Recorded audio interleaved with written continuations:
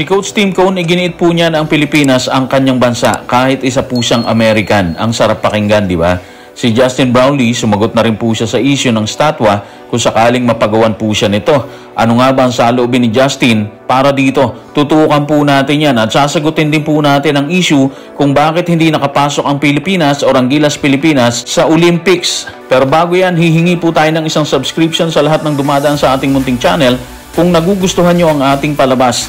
Kung medyo mabigat ang subscription, siguro kahit isang like at isang share na lang po yan. Okay na po ako dyan. Maraming salamat po. Nanalo ng ginto ang Gilas sa Asian Games. Dahil dyan, lumutang ang ilang katanungan. Qualified na ba ang Gilas sa 2024 Paris Olympics? Ang malungkot, hindi po. Bakit nga ba hindi? Ito po ang sagot ng Spin.ph.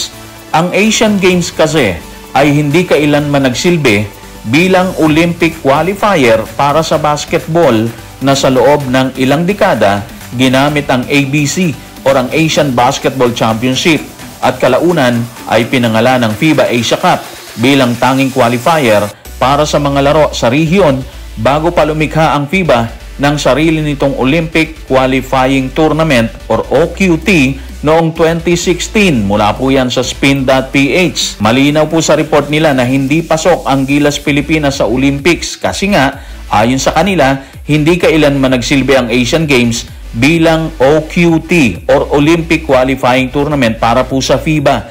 Ibig sabihin, makakalusot lamang ang Gilas Pilipinas patungo ng Olympics kung malulusutan nila ang Olympic Qualifying Tournament na sa kasalukuyan ay merong 24 na bansa, kabilang po ang Pilipinas, na naghahangad na makuha ang isa sa 4 na natitirang spot para mabuo ang 12 koponan sa Olympics. Base na rin po sa report ng Hoops Rumors. So malinaw na po siguro sa atin kung bakit hindi pa rin pasok ang Gilas Pilipinas sa Olympics kahit nakakuha po sila ng ginto dito sa Asian Games.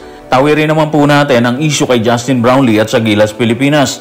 Matapos ang matagumpay na kampanya sa Asian Games, usap-usapan ngayon ang isang statwa para kay Justin Brownlee.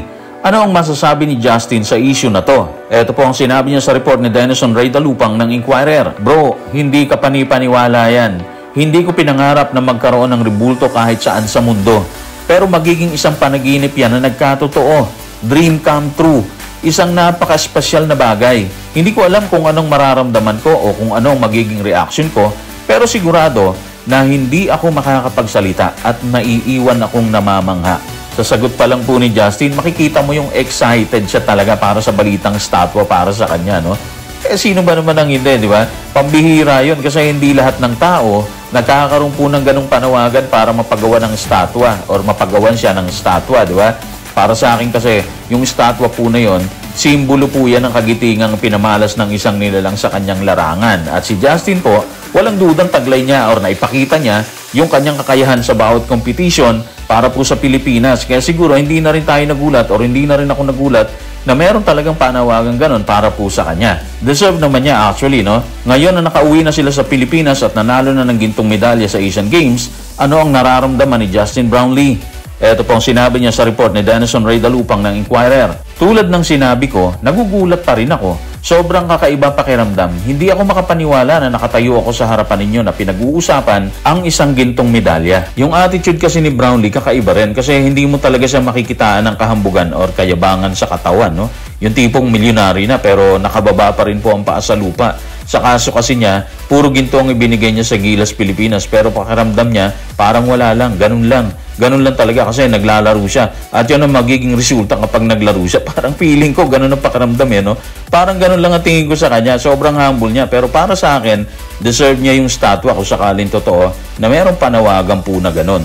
Kung kakaiba sa pakiramdam ni Brownlee ang magkaroon ng statwa, si Coach Tim Cone iba rin po ang pakiramdam ng ma-interview ng media. Ano nga ba sinabi niya habang nasa Naiya? Ito po ang sinabi niya sa report ni Richard D. ng The Manila Times. Hindi ko alam kung ano sasabihin sa sandaling to. Alam mo, yung mga players natin, nagtatrabaho or nagtrabaho sila ng husto at nagkaroon tayo ng napakalaking panalo sa Iran, China. Yung laro versus China, epic yun. At pagkatapos, kinalaban natin ng Jordan. Doon tayo sa epic na laro versus China. Totoo yun kasi hanggang ngayon, sobra, daming nasa Cloud9 pa rin. Kasi unang-una, lamang na lamang po yung China nung time na yon. Hindi nga tayo nakalamang sa kanila, di ba? Nakalamang na lang tayo nung final buzzer na. Tapos talo na pala sila. Kaya nga natulala yung China kasi hindi nila maisip kung paano sila natalo doon. Buong laro sila yung nasa manibela pero kalaunan, matatalo lang pala sila at sa pamamagitan niya ng sunod-sunod na birada ng gilas, particular po ni Justin Brownlee.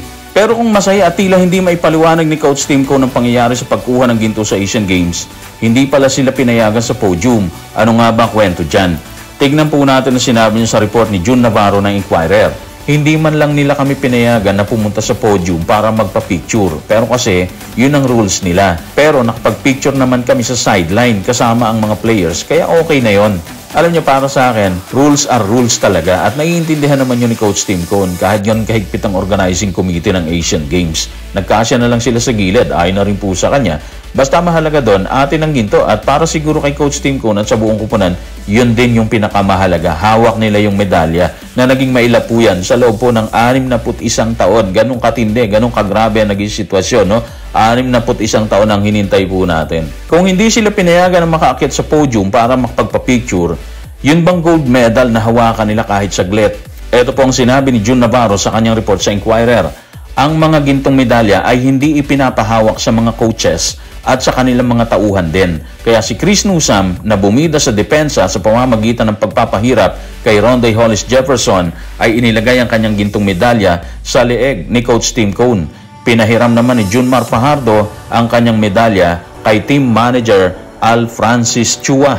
Ganong kasagrado ang gintong medalya para sa organizing committee, which is sa palagay po natin, tama lang yon. Depende na lang siguro kung ipapahawak ng players sa iba or kahit sa coaches na ginawa naman ni Newsome at ni Fajardo para maranasan ni Coach Tim Cone at Al Francis Chua ang makahawak ng gintong medalya sa mismong lugar kung saan po sila nanalo.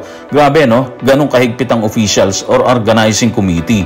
Pero saludo tayo doon kasi nagiging sagrado talaga ang pinaghirapan ng bawat isa. Sa napakaikling panahon ng kanilang practice at nakuha nila ang gold medal, ano ang masasabi dito ni Coach Tim Cone? Ito pong sinabi niya sa report ni Richard D. ng The Manila Times. Nakakatuwang makasama at makita silang lumago sa napakaikling panahon na nagkaroon kami. Parang yun ang huling sayaw namin na magkakasama. Grabe yung last dance, no? Well, yun ang basihan natin kung gaano siya kasaya na nagawa po nilang lahat ang gustong mangyari ng buong Pilipinas.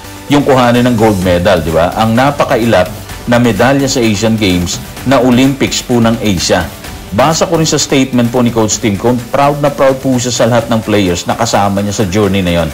Kung saan nabigo niya pong tapusin noong 1998 kung saan dala-dala niya ang Centennial Team ng Pilipinas. Sa huli, sinabi ni Coach Tim Cone na deserve ng Pilipinas ang gold medal. Sinabi rin po niya na Pilipinas ang kanyang bansa bagamat isa po siyang American. Paano nga ba niya sinabi yan? Tignan po natin ang sinabi niya sa report ni June Navarro ng Inquirer. Sa tingin ko, nararapat lamang ito sa ating bansa. Sinabi ko yan na sa pagkakaalam ko na ako ay isang Amerikano pero ito pa rin ang aking bansa.